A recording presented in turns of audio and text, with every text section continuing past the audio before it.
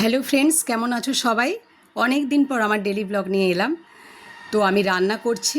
রান্না করতে করতে মেয়ে বলল, মা ভীষণ গরম লাগছে, আমি বেলের শরবত খাবো। আমি বললো আমি কিন্তু বানাতে পারছি না। ও কী করলো, নিজেই বেলটা নিয়ে এলো।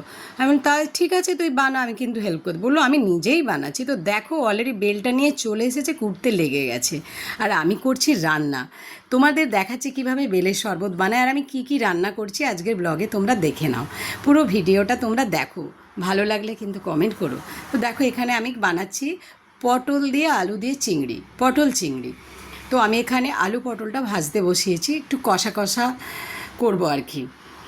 আমি ভেজে নিচ্ছি এখানে, একবারে বসিয়ে দিয়েছি। যা গরম, পুরো ভিজে গেছি, ঘামে পুরো জবজব করছে, তাই ল্যাদ লাগছে, একবারে বসিয়ে দিয়েছি। পরে মশলাটা দেব। তো এখানে চাপা দিয়ে দিলাম। দেখো এত রোদ বেরিয়েছে। তো মেয়ে এখানে বেলটা কুড়ে নিয়ে চলে এসেছে, ওইখানে 2 গ্লাস জল মেপে দিয়ে নিচ্ছে, বেলটা চটকাবে। তোমরা এইভাবে বানিও। তো দেখো ও কীভাবে বানাচ্ছে, তোমাদের দেখাচ্ছি। তোমরা হয়তো বেলের শরবত খেয়েছো, কিন্তু এইভাবে কি বানিয়েছো? বানিয়ে দেখো, খুব ভালো লাগবে। ও এখানে বেলটা চটকে নিচ্ছে 2 গ্লাস মতো জল দিয়ে। তো এখানে চটকাচ্ছে আর আমি দেখছি ও বেলের শরবত কীভাবে বানাচ্ছে। মেয়ে সব শিখে গেছে আর আমি ঘেমে পুরো নাজেহাল। আমি দেখছি কীভাবে ও বানাচ্ছে। তো এখানে আমি আরেকটু নাড়তে এসেছি, আলু পটলটা না হলে বসে যাবে। এত রোদ বেরিয়েছে দেখো, আমি কিন্তু রান্নাঘরে আলো জ্বালিনি আজকে, প্রচণ্ড রোদ। আমি একটু নেড়ে আবার চাপা দিয়ে দিচ্ছি। দেখো এখানে চিংড়ি মাছগুলো ভেজে নিয়েছি, চাপা দিয়ে দিলাম। আর ও ওখানে বেলের শরবতটা বানাচ্ছে। প্রচণ্ড গরম লাগছে। আজকে কি কি বানাচ্ছি তোমাদের দেখাবো। আমি একটু ওআরএস খেয়ে নিচ্ছি। ওআরএসের জল গোলাই থাকে, এই গরমে আমি রান্না করতে করতে একটু ওআরএস খাই। স্কুলটা ছুটি আছে, এই যা, খুবই ভালো। তো দেখো এখানে আমি গাজর আলু ভেজে নিয়েছি, গাজর আলু ভাজা। আর এই মাত্র ভাতটা নামিয়েছি। দেখো গরম ভাত, ধোঁয়া উঠছে, এই জাস্ট নামালাম। আলু ভাতে দিয়েছি। মেয়ে আমার আলু ভাতে খেতে খুব ভালোবাসে। তোমরা কে কে আলু ভাতে খেতে ভালোবাসো আমার মেয়ের মতো? ওর আলু ভাতে চাই। আর সাথে তো দই আছে, তোমাদের দেখাচ্ছি। দই আম তো থাকেই গরমে।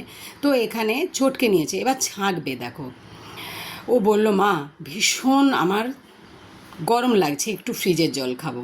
আমি এখানে ওকে ফ্রিজের জল দিতে এসেছি। তো দেখো এখানে আমার টক দই বসানো আছে। তোমরাও কি টক দই বসাও এই গরমে? বসাবে কিন্তু। টক দই গরমে কেন, শীতকালে রোজ টক দই খেতে পারলে ভালো। তো এখানে আমি ওর জন্য একটু ফ্রিজের জল নিয়ে যাচ্ছি, ও ফ্রিজের জলটা খাবে। তো দেখো এখানে ও চটকে নিয়েছে, বেলের শরবতটা চটকে নিয়েছে। আমি বললাম ছাঁকনিতে ছাঁকিস না। দেখো কিসে ছাঁকছে, দেখো এটা কিন্তু তোমাদের বাড়িতেও আছে। এটা পিঠে ভাপায় না, সেই পিঠে ভাপানোর বাটিটা দেখো, দারুণ কিন্তু এটাতে ছাঁকা যায়। তোমরাও কিন্তু এভাবেই ছেঁকো। তো দেখো এখানে আমার হয়ে গেছে আলু পটলটা ভাজা ভাজা। আমি টমেটো আদা বাটাটা দিয়ে দিয়েছি, দিয়ে আমি একটু নেড়ে এটা বসিয়ে দেব একটু জল দিয়ে। মোটামুটি কষা কষা মতো করব, বেশি জল দেব না।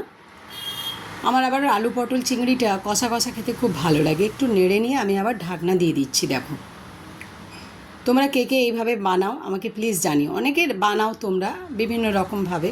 তো দেখো ও এখানে লেবু কেটে নিচ্ছে বেলের শরবতটা বানানোর জন্য। তো দেখো লেবুটা ও এখানে চিপকে নিচ্ছে, ছেঁকে নিয়েছে আগে শরবতটা। দেখলে তো তোমরা কিভাবে ছাঁকলো। পিঠে ভাপানো যে ঝাড়ি বাটিটা হয় না, সেটা দিয়ে ছেঁকেছে। তোমরাও ছেঁকো, ছাঁকনিতে কিন্তু ছাঁকা যায় না। তো দেখো এখানে পিঙ্ক সল্ট দিয়ে দিচ্ছে। তোমরাও এমনি অর্ডিনারি নুনও দিতে পারো। তো ডাক্তাররা বলে যে পিঙ্ক সল্ট খাওয়াটা খুব ভালো। ও কিন্তু আন্দাজ মতো এখানে নুনটা দিয়ে দিচ্ছে। দেখো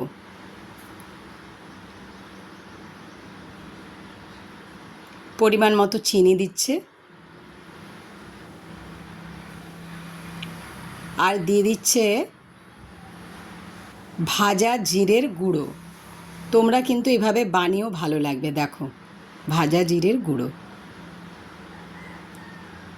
আর সবার লাস্টে দেবে গোলমরিচের গুঁড়ো। চিনিটা তোমরা নাও দিতে পারো যদি বেল মিষ্টি থাকে। আমরা একটু মিষ্টি মিষ্টি ভালোবাসি, তাই ও এখানে ঢাল ওপর করে নিয়েছে। সুগার পেশেন্ট থাকলে মিষ্টিটা না দেওয়াই বেটার। যদিও সুগারে বেলটা চলে না, তাও গরমে একটু আধটু খেলে কিছু হয় না। দেখো ওখানে আইস দিয়ে দিচ্ছে। দেখো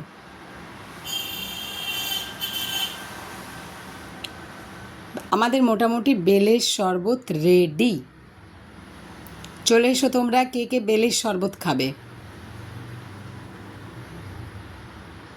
দেখো এখানে বেলের শরবত রেডি। মেয়ে আমার বেলের শরবত বানিয়ে ফেলেছে এই গরমে, দারুণ লাগবে কিন্তু। দুপুরে খাওয়ার ইচ্ছে ছিল, বললো না রান্নার আগেই খেয়ে নাও। তো দুজনে খেয়ে নিলাম বেলের শরবতটা। তো এখানে আমার আলু পটল সেদ্ধ হয়ে গেছে, এবার চিংড়ি মাছটা দিয়ে একটু নেড়ে আর একটু ফুটিয়ে আমি নামিয়ে নেব। তো দেখো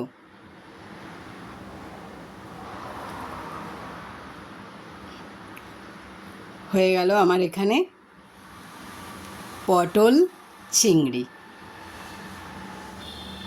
চিংড়ি মাছগুলো দিয়ে আর একটু নেড়ে নিচ্ছি, ব্যাস রেডি।